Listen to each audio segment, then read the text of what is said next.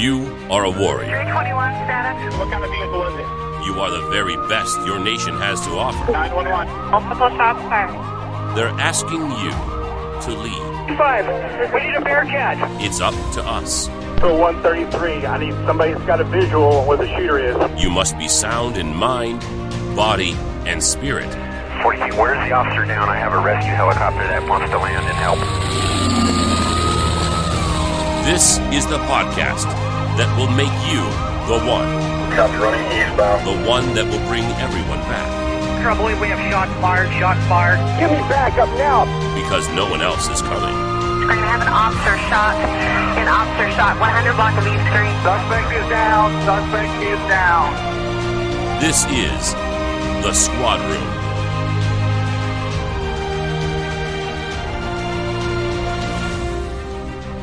Hello, everybody. This is The Squad Room, the podcast that helps you, the modern warrior, achieve your full potential and fulfill your purpose as a first responder. I'm your host, Garrett Slaw.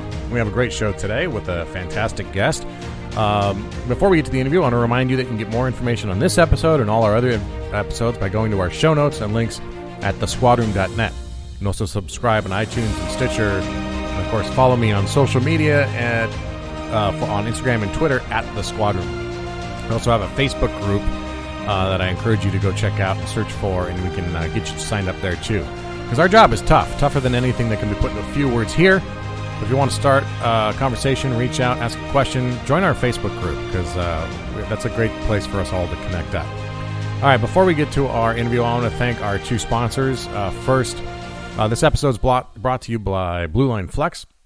Blue Line Flex is a fitness apparel brand owned and operated by a veteran cop out of the East Coast. Now, Justin, the owner, he started Blue Line Flex to create a high-quality apparel company that gives back to police charities, and that is a huge deal for me. It's a main reason that I wanted to work with him as much as I did.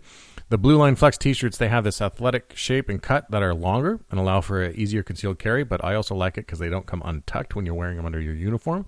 They also have a line of women's wear, including leggings and insulated protein shakers. This insulated protein shaker thing, this metal protein shaker that they have, I love because I use like a BCAA mix like a lot of you do when I'm working out, and it keeps that thing cold throughout my whole workout. You can check them out at bluelineflex.com or on Instagram at bluelineflex. I want to thank Hardhead Veterans. It's my belief that any assignment requires access to a high-quality ballistic helmet. Whether you're on patrol or responding to an active shooter, a SWAT cop busting down a door, or a detective serving a search warrant, you need serious protection for your head. Makes sense, right? Hardhead Veterans makes NIJ-compliant helmets for reasonable prices to keep you in the fight. Stay tuned because later in the show, I'm going to tell you more about how to get an even better deal from this veteran-owned small business that employs lots of cops, and again, another one that gives back to police charities. All right, so my guest today is JP Dinnell. JP is familiar to many of you, probably not to all of you. But he's a really fascinating guy. He is a member of Echelon Front, and he works with Jocko Willink and Leif Babin and their efforts to support leadership on the front lines of business and government and military work. JP was a member of SEAL Team 3 and Task Unit Bruiser. He was part of the Battle of Ramadi, and maybe his most notable thing that will trigger a memory for most anybody is that he was Chris Kyle's counterpart in the Delta Platoon. Chris Kyle, of course, the American sniper, well known for his book and his movie. But JP was his counterpart. Kyle was in Charlie Platoon, and JP was in Sniper in Delta Platoon, and they worked closely together. What really interests me about JP is the way that he is such a man in the arena, and we'll dive into that with him. And I'm not going to get into it too much here, but I always anytime I hear him talk, it recalls to me the famous line from Teddy Roosevelt about being the man in the arena. And that is definitely what JP is like. So here we are with JP Dinnell. JP, welcome to the show. Thank you for having me. I'm excited to have you on because you're a guy who makes it easy to get fired up. You know, I mean, you got some listening to you on Jocko's show, but then in the videos that are out there online about you, watching you speak it's moto. And I thought it would be a great conversation because people are going to learn a lot from you about leadership regardless of rank. So to begin with, for the people who don't know who you are, give us the short version of where you came from and why you are in the position you're in today. All right. So my name is Jeremiah Dinnell. I go by JP Dinnell. I was in the SEAL teams for about 10 years. Did just under 12 in the Navy. I'm originally from Sacramento, California. And, I was very fortunate enough to be able to grow up with the family that I grew up, very hardworking Americans, grandparents that were in the military, aunts and uncles that were in the military, joined the Navy to become a Navy SEAL, made it through BUDS. I was in class 242, started with them and finished with them, which was awesome to not get rolled back, not get injured, and make it through that training. Checked into SEAL Team 3 after I got done with BUDS and SQT, which is the SEAL qualification training before you can go to the SEAL teams. I did 3 combat deployments, which isn't a lot. I have buddies that, are on their 12th, 13th, 14th, some guys that have, close to 20 combat deployments. It's insane. Wow. So, but, the three combat deployments I had, I learned a lot. I had some really good experiences. I got out just under 12 years in my time in the military to take care of my family, focus on my family, and move on to that next chapter of my life. I absolutely miss the SEAL teams every day. It is hands down the very best job that anybody can have. But like anything in life, when it's time to move on, it's time to grow and learn and do something else. You have to fully close that door. And you can look back for good memories. You can look back for the lessons that you learned so that you can better yourself and better others around you in the future. But if you look back to focus and just think about all the good times and you want us to go back, it does not allow you to move forward and grow. And so that was one of the things I had to learn is, hey, I had a new mission and I had to establish and define what that new mission was going to be. Initially, I got out. I was doing sales at a financial company. I enjoyed it. It was a challenge. I was learning about business and sales, and I was working with a good company and was making a difference in people's lives, which was great. But then that desire for that mission started to fade because I didn't have that true full fulfillment that I needed. Some people are good with that, and that's fine. But the way I'm wired, I'm cut from a different cloth, as you are. And everyone listening to this podcast. All of you that are out there serving your neighborhoods and your community, you're cut from a different cloth, and I applaud you and I thank you for your service and everything that you do. And I had to realize that I was the same way, and I was still that way, even though I wasn't, in the fight anymore. That doesn't define who I am, and I needed a challenge and I needed to be able to serve again. And so I left and I started my own consulting company. To help provide shooting tactics and team building. I was working with law enforcement. I was working with companies. I was just trying to do whatever I could to pay the bills and kind of find my path and see what I was going to do. And obviously very good close friends with Jocko Willink and Leif Babin, and I knew they had started a consulting company. I knew they wrote a book. I had gotten the book. I read it. It was a phenomenal book, and I just stayed consistent with my communication with them. And about a year and a half ago, Jocko reached out and said, hey, we've got this event called the Muster in San Diego. If you want to come out and check it out and see what we're doing. He's like, we're getting to the point where we're actually having to turn down work, and, we need to bring on another instructor. If you're interested, I'd love to have you out. And so I made my way out there, and, I've been all in with Echelon Front since then, and it's been absolutely phenomenal. The thing that I love, I'm a leadership speaker and trainer with Echelon Front. And I get to work with companies all across the world. And one of the favorite things that I get to do is work with first responders in this nation and translate some of the lessons that I learned on the battlefield in the Battle of Ramadi of 2006. Those lessons were written in blood. Those new SOPs for our training and the way we conducted ourselves were written in blood. And if I could share those lessons and share those stories with first responders across this nation so that you guys can be better leaders and better operators, better husbands, better wives, better fathers, better sons and daughters and mothers and all that. If you guys can just be better in one aspect of your life, then I have that fulfillment again, and it's amazing what I get to do. That's awesome. We were talking right before we hit record about you. You are closely connected to law enforcement. You have family who are active officers here in California. You were just here in California giving a talk with the California Narcotics Officers Association. So, I think it gets missed. Echelon Front and what you guys are doing to me seems to be the only company that is acknowledging that there is business, but the leadership challenges in business aren't much different from law enforcement, aren't much different from the military. It's just people being people. But you guys really connect with us on a different level, and like you said, we're cut from the same cloth. And it reminds me of a previous guest I've had, who's actually also a SEAL lieutenant there, and I think it was actually might have been at 3, Clint Bruce. He does carry the load. Carry the load, right? And he's here. Actually, he's there in Dallas with you, and he had this great thing that I've totally, I'll say, repurposed rather than stole. But he always says, "Without knowing you, I know something about you," right? And I think that just speaks to that idea of service and commitment to a cause that is larger than your own life. So I'm with you on that. When I think about you and some of the talks I've heard you give, it's like the definition of the man in the arena to me. That famous Teddy Roosevelt quote about it's not the critic that counts, it's about the man in the arena.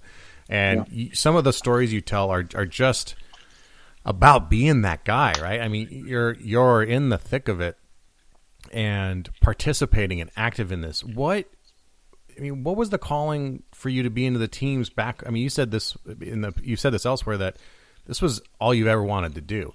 What was that?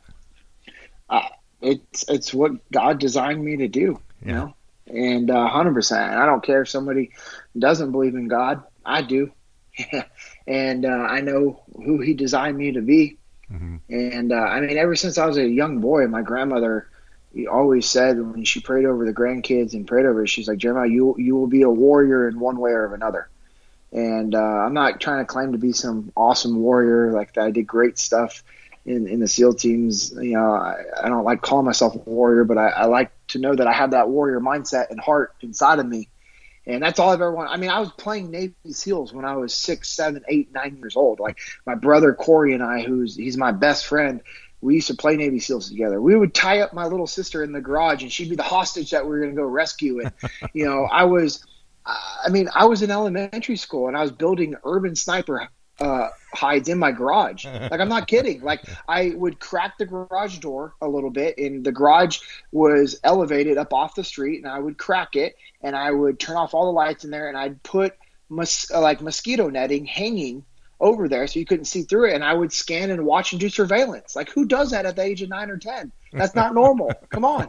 Corey and I, we would go to all the garage sales and talk to the old Vietnam vets and buy any and all pieces of military gear that we could. And I used to practice painting my face and seeing how it would blend into certain stuff and building ghillie suits when I was a little kid. I mean, I was infatuated with it.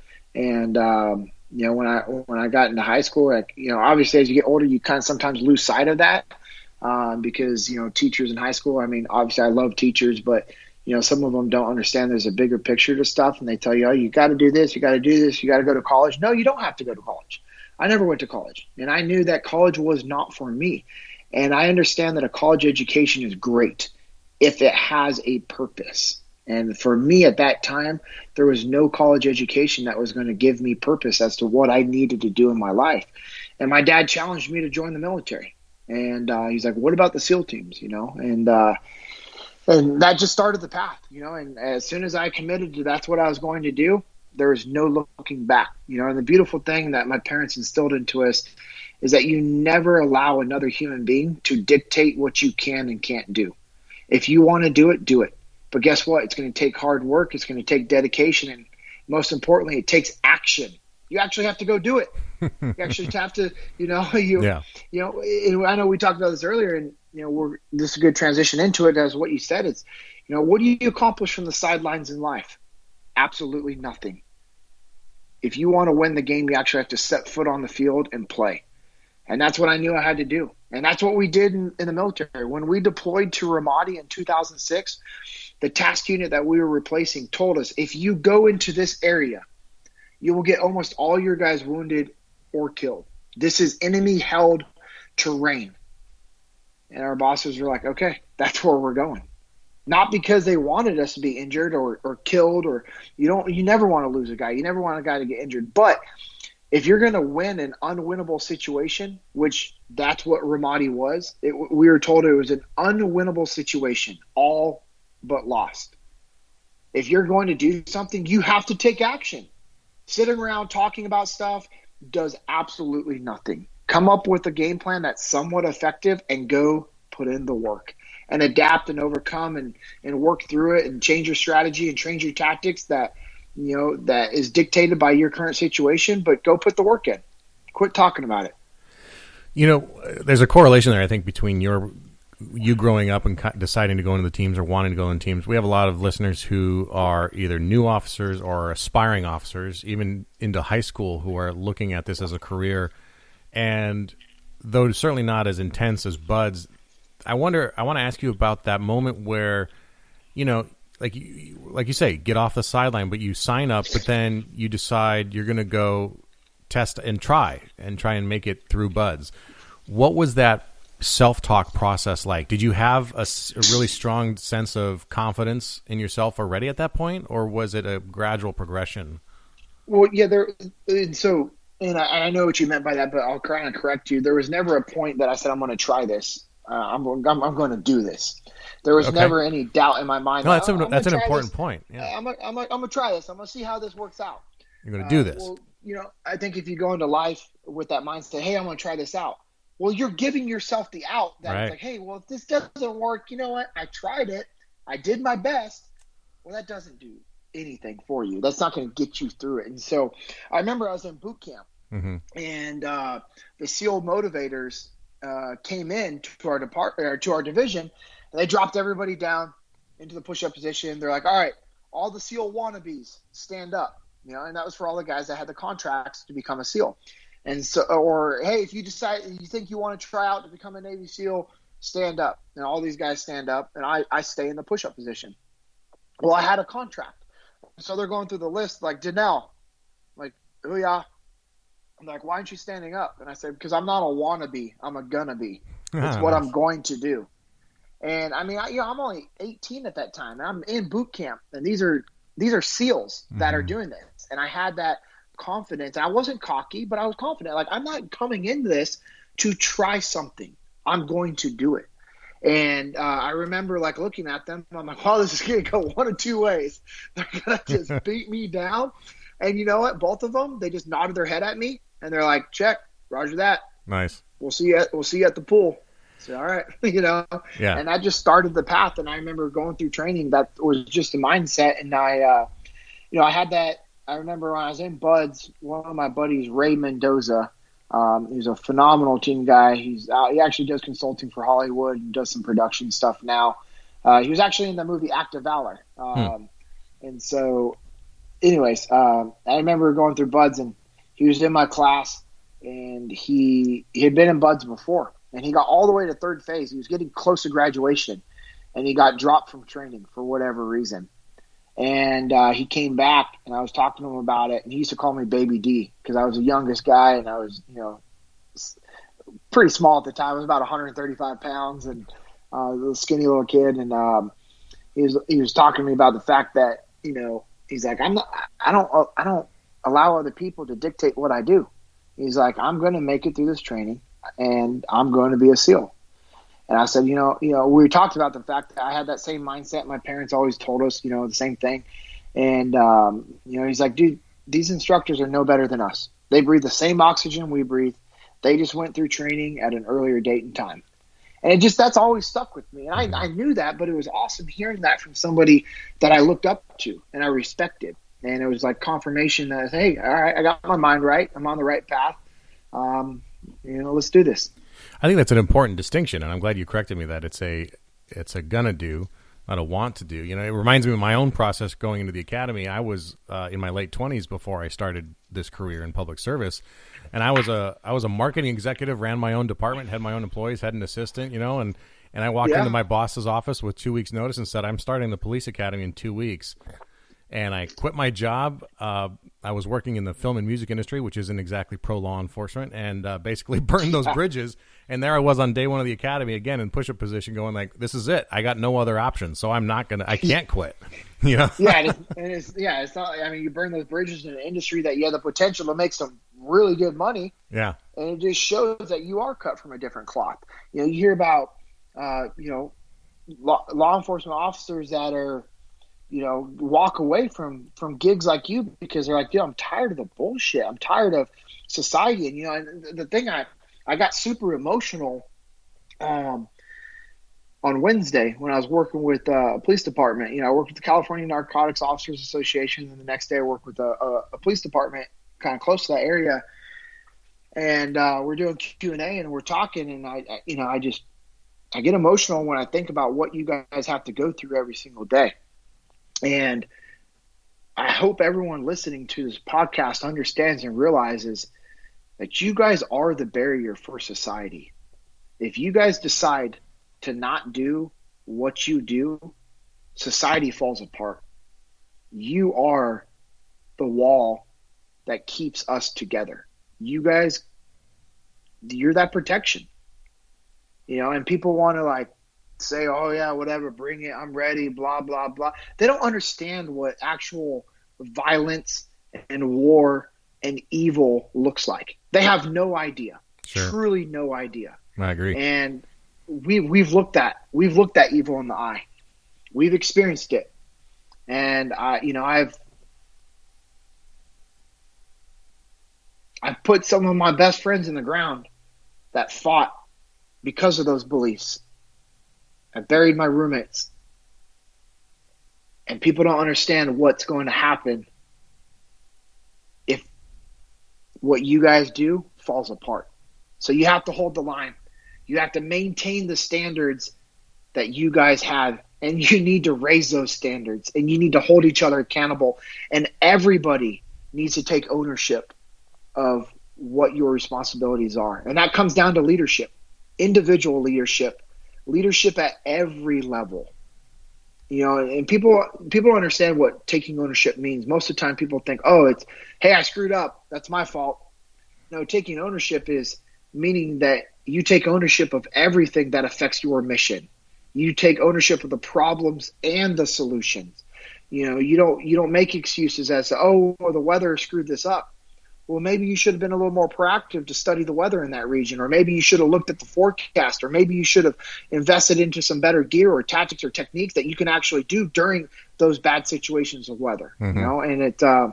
And hey, police departments, I get it. You guys don't have a lot of funding at time for training, but one thing that you can do, you can work through scenarios and situations on a whiteboard. You can talk through training. You can round table discussion, different ideas. You can dry fire at your house. That takes nothing but time. It doesn't cost you ammo. It doesn't cost you time on the range. It doesn't cost you time driving. It costs you the time to put in those repetitions. You can practice your mag reloads. You can practice transitioning from your pistol to actually having to deal with a target that, hey, maybe you don't need to pull the trigger on. You thought you were going to, but because you've been in stressful situations of training, you realize that maybe that's not what you need to do. You can put your weapon away, get out your taser, tase that individual, or hey, they're close enough, you can put your hands on, you can put your weapon away, safely retain your weapon, and deal with this threat with whatever level of force is within your rules of engagement. And you're never going to be able to do that if you don't train and talk through it. If you think that you're going to rise to the occasion, you are foolish. You rise to the level of your training. Mm-hmm. And how much time you put in with your training is going to dictate the outcome. That's a great segue to my next question, and it really hits on an entire. If people are following the show at any point, they realize that a theme of the show is that leadership doesn't have a rank, and that it's my belief that all officers have an obligation to be leaders, not only just in their department, but also in their community, right? And that goes from the newest rookie all the way up to the chief or the sheriff. And that we are only stifling ourselves by these kind of old notions of that leadership has to be given by rank, and that's absolutely not the case. Supervision and management is given by rank, but not leadership. When I graduated from the academy, I went to our equipment room to get the rest of my gear, the stuff I didn't need in the academy, but now I needed when I was on patrol. And they handed me an ill-fitting, awkward, and extremely painful riot helmet. This helmet was probably older than I was, and it was something that had probably lasted several careers of the people who had worn it before me. And it was sweat-stained, and it literally was like Vietnam-era quality inside padding, and it was horribly uncomfortable. And I've been in a few incidents in my career in which I had to deploy that helmet, and never once was I comfortable or most certainly confident in it. It was heavy, it was bulky, and it left me with a lasting headache if I wore it for more than a few minutes. I wanted a helmet I could trust, but like most of you, I had a hard time spending like $1,000 or more on a helmet that I might never need. But that's the problem, isn't it? I may never need my ballistic vest, but I still wear it every day. Well, about a year ago, I got introduced to a company named Hardhead Veterans. It's an apt name for a veteran-owned company that makes ballistic helmets. The founders come from the special operations community, and their goal is to make the world a safer place for cops. Several members of the Hardhead Veterans staff are actually active-duty police officers themselves. They reached out, and we started talking. It's about the challenges of policing in today's environment, and our equipment needs, and what it's like to be a cop today. They know that we don't make a lot of money, and that it's hard for us to decide how to spend our uniform allowance, if we even get one. And that most departments are not even outfitting their officers with ballistic helmets. They're simply giving them riot helmets without any protection. So that's where Hardhead Veterans decided they were going to focus their small business, making top-quality helmets at a real reasonable price that cops can afford. They use high-end DuPont Kevlar fibers made here in the U.S., and their helmets not only meet NIJ standards for Level 3A armor, they exceed them. They're so confident in their helmets that they publish all this ballistic data on their website at hardheadveterans.com. Now, I got my own Hardhead Veterans helmet a few months ago, and the experience I had is the reason this ad even exists. From cutting the tape off the box to getting the fit dialed in onto my head, it literally took me probably 40-45 seconds. It was that quick. A few clicks of the padding system and the chin strap, and I was good to go.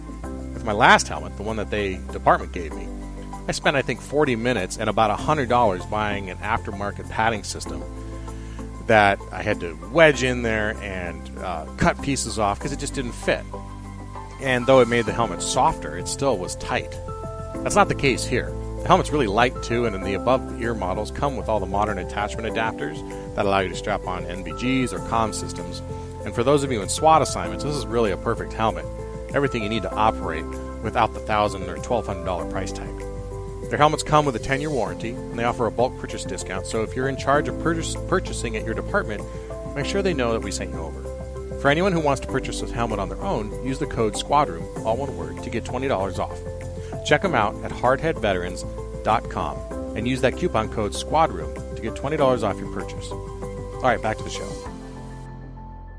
I was going to say, that's one of the things that we talk about in the book Extreme Ownership that Jocko wrote, and what we do as a company with Echelon Front is we talk about how leadership is the most important thing on the battlefield. Mm-hmm. And I'm not talking about leadership as in a brigade commander or a major or Jocko as our task unit commander, but leadership at every level, all the way down to the individual who is in charge of nothing more than themselves. Mm-hmm. That's what leadership is all about. Yeah. And leadership is the most important thing off the battlefield. Are you taking ownership of your marriage so that it doesn't affect you at work?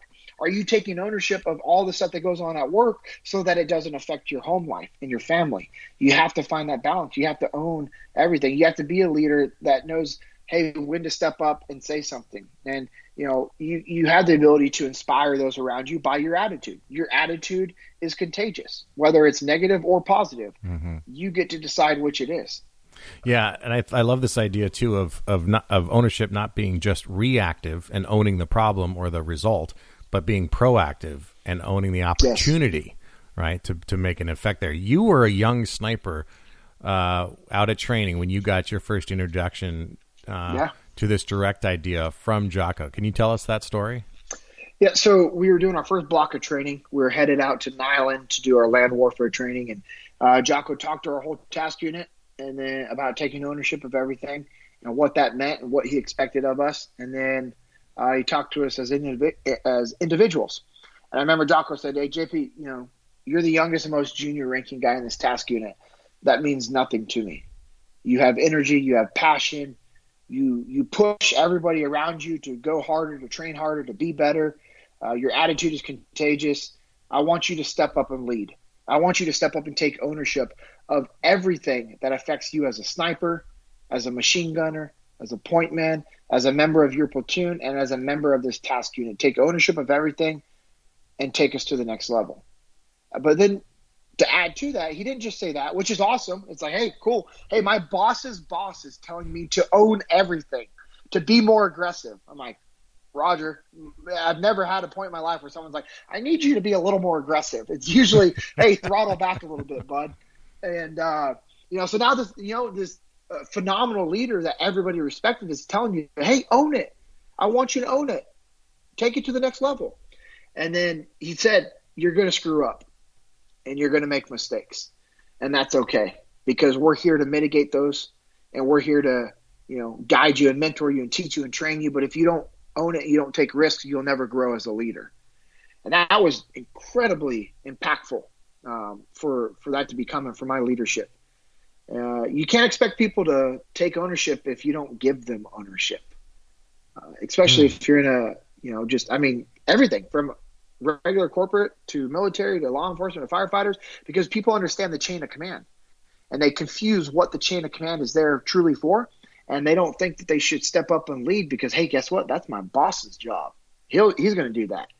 But no, it's your job to step up and lead and to take it off your boss's plate so that they can look at the big picture. And, and as a leader, we want to develop our younger leaders so that they can be at a higher level and they can replace us so that we can either move up and or out and on to something else. And so that conversation with Jocko was incredibly impactful.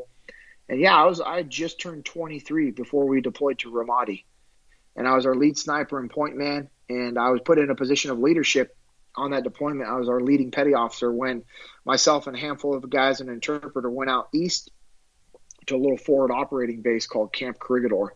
And we were running all of our missions out of there. And I was our leading petty officer. So I was still the youngest guy. I was still the most junior ranking guy. Yet I was actually put into a position of leadership. And the reason why that happened is because I took ownership of almost everything because I was told to, and I knew I needed to.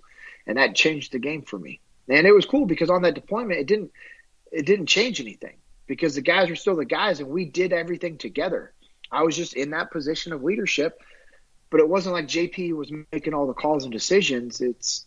I was able to get the guys together so that we would make decisions as a team as to what was better for the mission and how we could accomplish the mission. Because at the end of the day, it doesn't matter who gets the credit. It's about you accomplishing the mission. Yeah, absolutely. And for us, I think our challenge sometimes in law enforcement is identifying what that mission is, right? I mean, it's our objectives are sometimes muddied by the fact that we do this job every day, and that as hard as we work, crime doesn't go away, right? It's always there. There's always going to be another guy to put in jail. But to focus on some of that as the process too, right? And like every cop comes in thinking they're going to be the one to solve crime, and that when they retire, they're going to shut the doors on the jail and turn off the lights, and it's going to be good, right? And it's about 2 years in, you realize that ain't happening. So, like, oh, this is getting worse every day. So, but I always encourage guys to then focus on their ability to control what they can control, which is, again, a different way of saying ownership, and focusing on the success that they have as an individual, and the purpose they get out of the job. I want to ask, this is just a curious question, but that conversation with Jocko and those early interactions with him, it sounds like he had this idea of extreme ownership already in place at this point. What was it like working for him? I mean, is everybody in his position in the military that dialed in, or is he a unique individual? And your laugh answers that question, but explain that for me. No, not close. Jocko's a phenomenal leader, and I tell people all the time that there will be history books written about Jocko and Leif and Seth and the rest of the leadership in Task Unit Bruiser as to what they did in the Battle of Ramadi. The leadership of the soldiers and Marines that we worked with is truly incredible, what they did in the Battle of Ramadi. And then also which is great. Hey, rockstar deployment, kill a bunch of savages, legitimately change an area 180 degrees and you can go home and pat yourself on the back and say, hey, this is awesome. And Jocko had the choice to go anywhere he wanted, and he picked the training command because he knew the next most important mission as to what he just did was equipping the guys moving forward. And we had to drastically revamp the training. I wish every leader was like Jocko. But that's just not the case. But I will say the leadership in the SEAL teams has drastically improved because of guys like Jocko and Leif and Seth and Mike Sorelli. After Ramadi, Leif took over the training program for the junior officer program and drastically changed that. And I know Jocko helped him out with some stuff with that. Not that Leif needed it, but stuff that they worked on together. And the junior leaders that Leif developed, man, that changed the SEAL teams as well. So, and then yeah, go ahead. I was going to say, and then Mike Sorelli, who was with us in Ramadi, did the same thing after he came back from Solder City. So after Ramadi, he redeployed, which broke my heart because I was supposed to be there with them, but ended up with an injury that I had to have surgery from, got pulled from the active platoons, went to training, and Mike Sorelli and those guys, did just as good stuff as we did in Ramadi in Solder City. It's insane the amount of insurgent fighters that they killed in a short period of time, and they changed that area as well. And guess what? He took over after that deployment. Same training command Leif had, and so you have these rock star leaders leading future leaders. And I think that's why the SEAL teams have just continued to get better and better and more effective.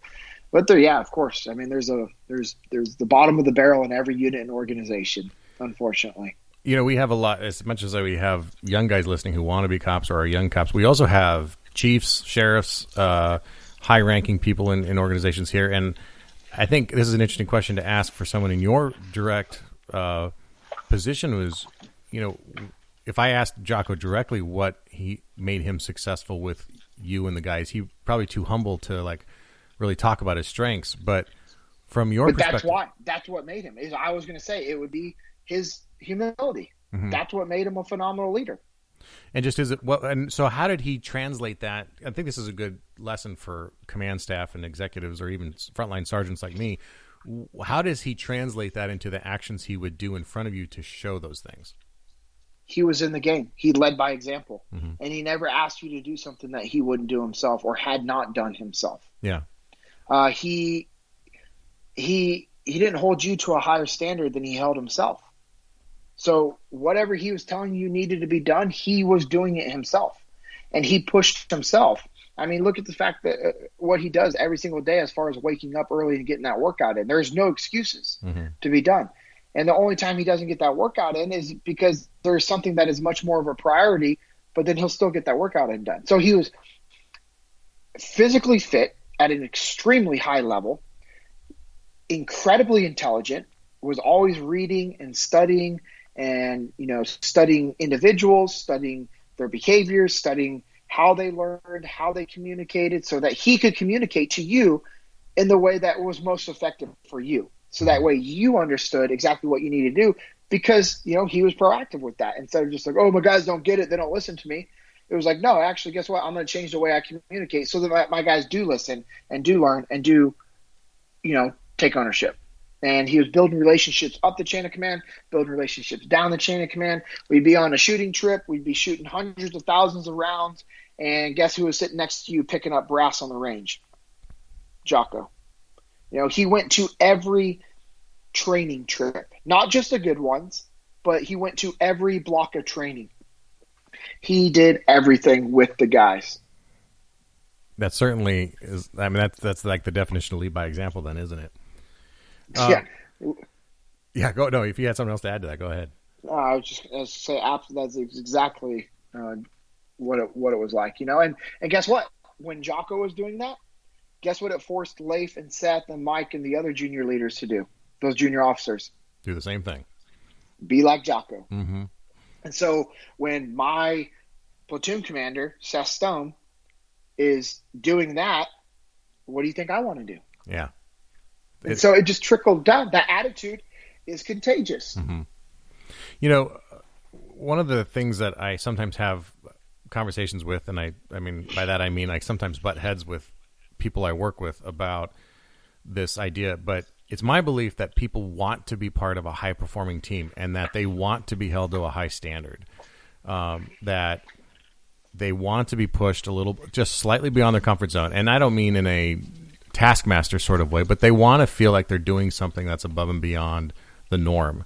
And for us, in the way we work in a team environment, just in a similar way to the SEALs, you know, we have our squads, our stations, our precincts, and that when they participate in a high-performing team, that they rise, the quality of their performance rises with the people around them.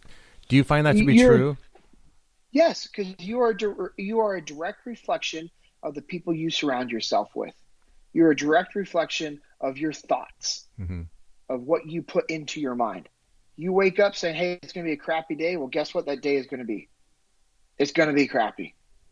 Just, you know what I mean? Like, wake up, tell myself, hey, I get to do this. I'm blessed. I'm highly favored. I have great friends. I have a healthy family. I'm healthy. You know, it's what you put into your mind. Mm-hmm. And that's what you're going to get. And how can you say you don't want to be a part of a high-performing team? I think some people think, they just think, oh, I don't want that. I don't want that pressure. Too much is being asked of me. I don't either. I don't buy it. I would call BS on that every single time. I think the reason why people say that is because they either don't believe that it's possible. It's too good to be true, right? Mm-hmm. That mindset. Or they don't believe in themselves. So, hey, if I don't put those expectations on myself, if I don't put, then I don't have to worry about that. Sure, I'm not stressing myself.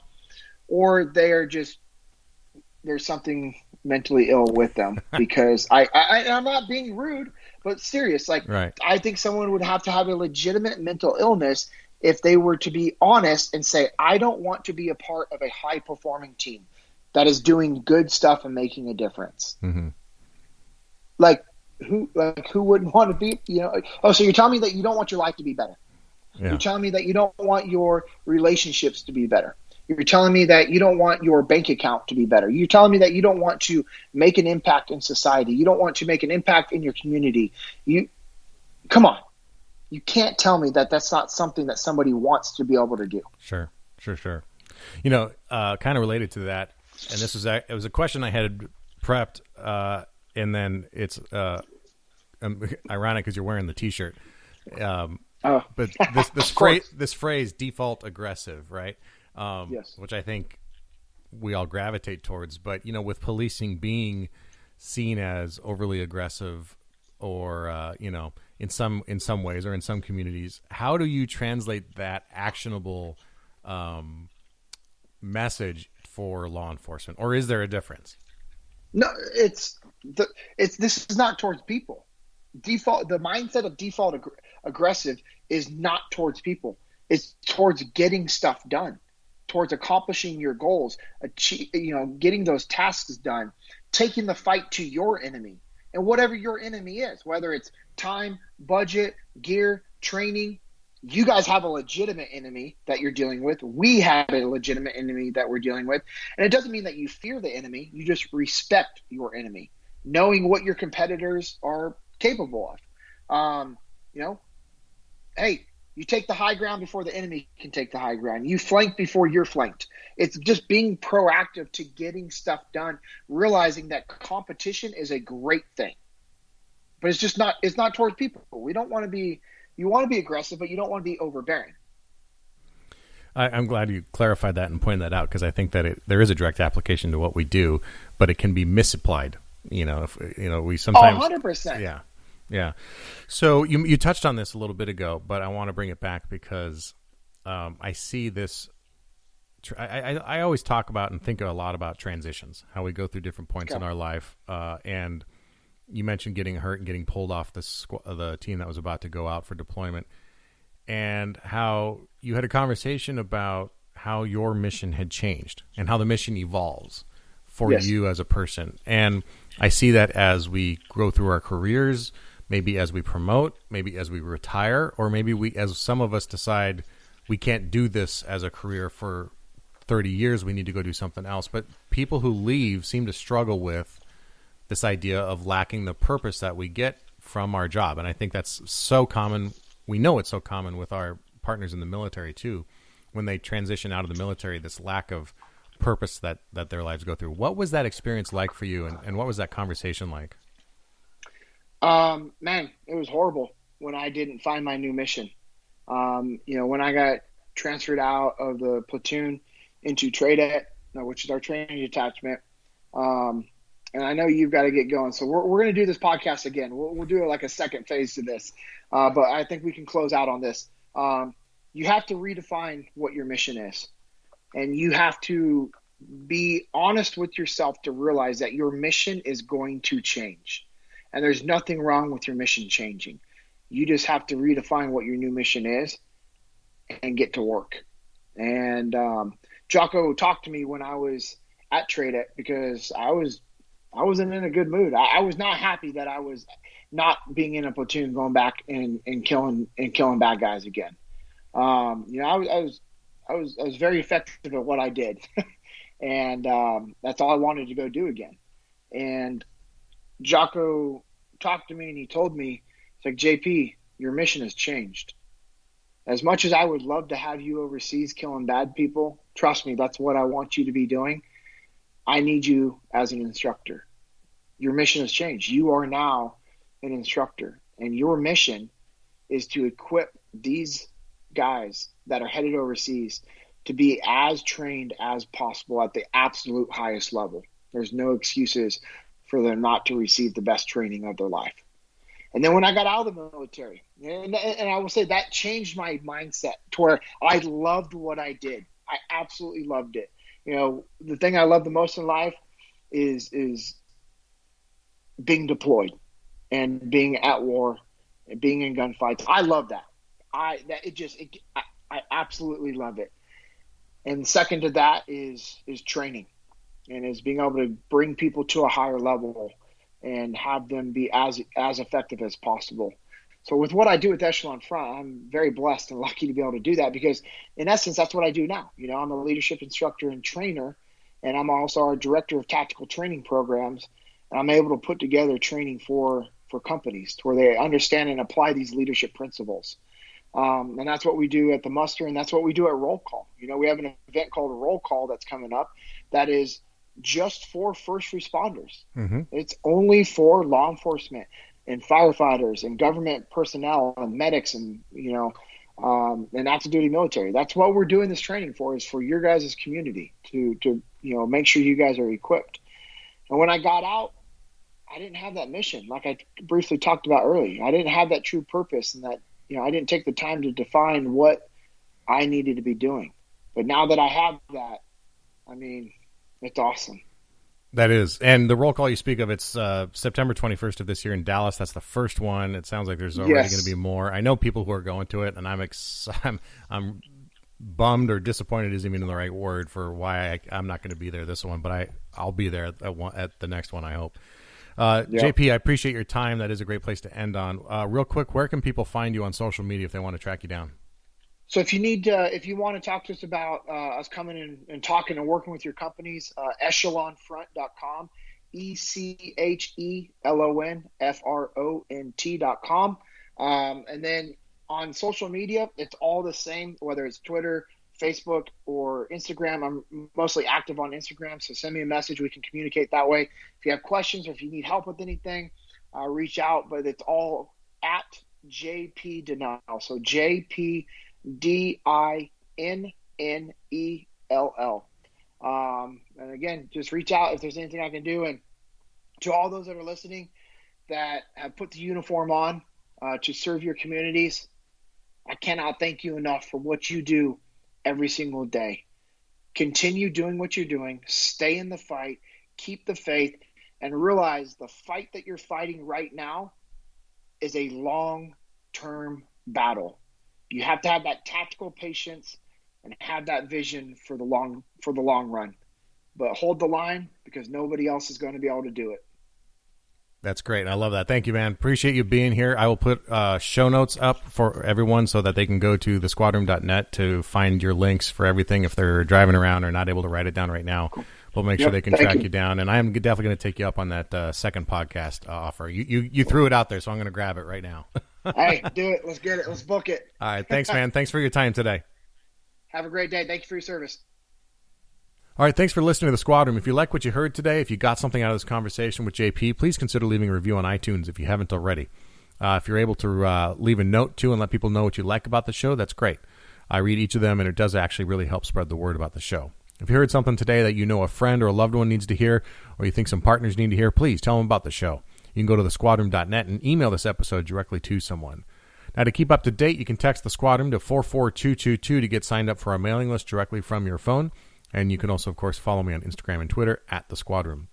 Check out the show notes for all the things that we talk about with JP today and the links for those things. Don't forget to look at Roll Call. If you're in the area, Dallas, Texas, in September, make sure that you sign up for that. I wish I could be there. I know a lot of you actually are going to be there, and it would be a fun opportunity to connect up. But hopefully on Roll Call 2, I will be there. All right, so I also want to thank Hardhead Veterans and Blue Line Flex for their support of the show. Please check them out. And, of course, until next time, take care of each other and stay safe.